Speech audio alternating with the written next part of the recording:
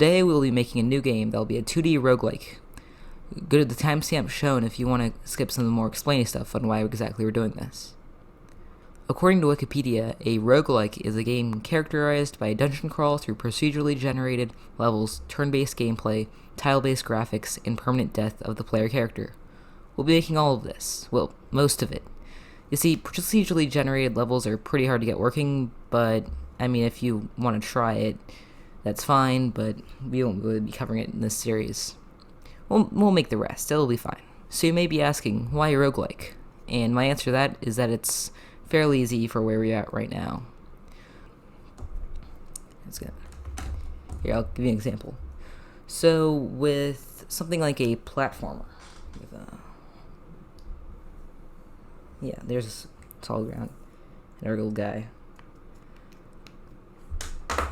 With a platformer, you have to worry about all sorts of variables like jump height, weight, gravity, momentum, how this guy moves around in his world.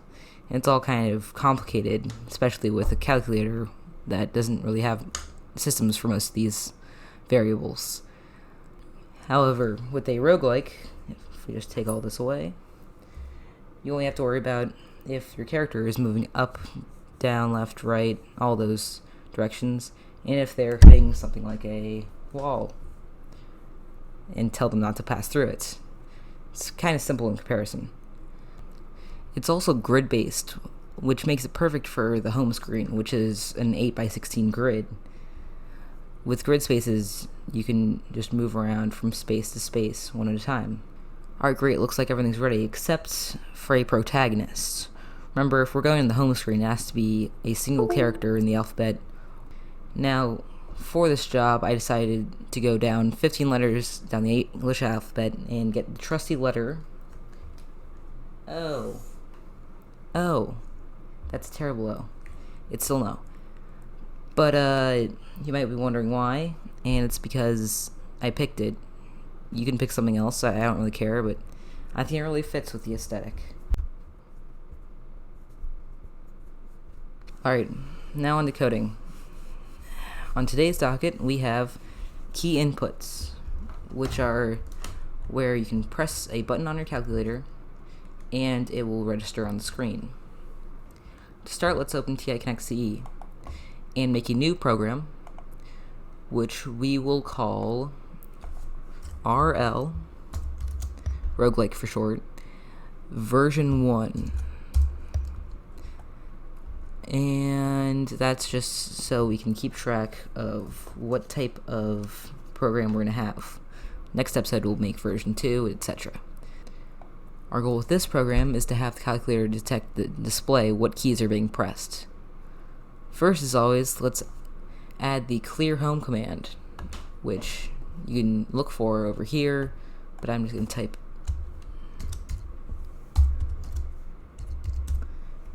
There we go. Now we make a loop that will make sure the program will constantly be detecting keys. If we don't add this loop, then it'll only check for it as soon as the program is executed, which isn't really great because we want to detect it no matter when we push the button. There are many different loops to choose from, but for now we'll use the while loop because it's the simplest to understand. Just type it in. And now we add a condition that will always be true, so the loop will go forever. So let's just go with 1 equals 1, because 1 will always equal 1. Now before we continue, I'd like to add an end command already, just so we can keep track of where this loop starts and ends. So you can see it starts here and ends here. This will be better so when there are nested loops and if statements that will get involved, we can keep track of which loops are open and which are closed. So inside our while loop, we'll want to add the getKey command, which will be the key to all of this, no pun intended. Now to use it, we'll need to basically use it as a value that will be stored in a variable, which means we'll need the store arrow button, which is found under the keypad. You can type it, but I just think it takes too much time. Now we need to assign it to a variable. We'll use K for key. Now there's something special about this command. Something special about most of the commands here is that they all have their own quirks that make them harder to understand. The output command uses the y in front of the x and the coordinates. And for this one, it uses the keys as coordinates instead of the actual buttons. The y equals button is considered 1, 1, and the enter button is considered 10, 5. But not only that, the coordinates are only represented by one number. So if you go to 1, 1 and take out all the non-numbers, you get 11.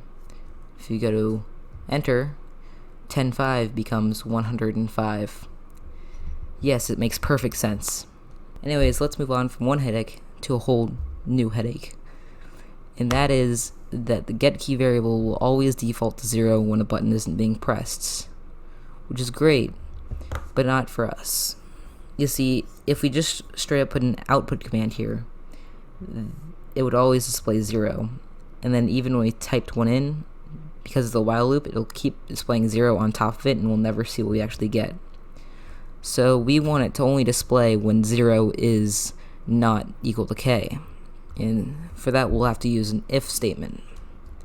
So just type in if k, and we want to use the not equal to sign. So when you find that, it's found under tests.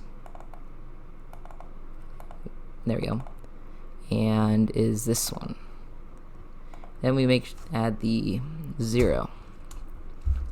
Then let's add the then, which I'm just going to use a shortcut and add it to the if statement line for organization. And add our output command, which will be output 1, 1, comma k. Now, if you don't have parentheses inside of this area, it'll assume that whatever letters you type are going to be variables, which is very useful in a situation like this. Now, we don't want to forget our end command. So the while condition is from here to here, and the if condition will be from here to here. So you always want to make sure you have enough ends to close all the loops you have up here. So that'll be our first program. Alright, let's send it to our calculator. And send. Now we should be able to open it up. It'll display as nothing. That is until we push a button. And we press 7, which is 1, 2, 3, 4, 5, 6, 7 down, and 1, 2 across, 72.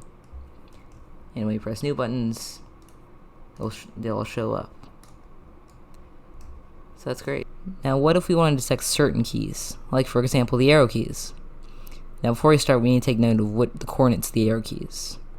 So left is 24, up is 25, right is 26, and down is 34. Now let's go back to our original code, and underneath our while, let's add the repeat command. What this command will do is it will loop whatever's inside of this loop, which will be the getKey. Let's add an end. And what it will do is it will repeat the getKey command until k is a certain value, which we'll determine here. Now we want k to be one of the arrow keys, so it'll be either k is 24 or k is 25 or k, lowercase k is 26 or k is 34. Okay, so now if we take away the k equals 0 because it doesn't matter, because it'll never equal 0 and go through, let's send this to our program and make sure to check the box that says replace existing content in the same destination calculator. What that means is it'll replace any of our previous code with the same name. Ooh, we did run into an issue. It seems that we can't send a code to our calculator while it's running a looped code. And an easy way to get around this is by pressing the on button. And that will instantly end any program you have active. So let's press quit, clear out, and try again. Send. Now let's open it back up. Alright, it looks the same, but lo and behold, none of these buttons show up anymore. What do show up are our trusty arrow keys. So great, now we have a calculator that can tell when we're pressing the arrow keys, and better than that, which ones we're pressing. But we can't stop here. What do these numbers mean? If I press up, I don't want to know that I pressed 25. I don't know that I pressed up. And the calculator will want to know that for the future as well. So for this, we're going to use some more if statements. Each of them will follow a pattern like this. If, we'll start with left. K is equal to 24. Then output here, L for left, and then end.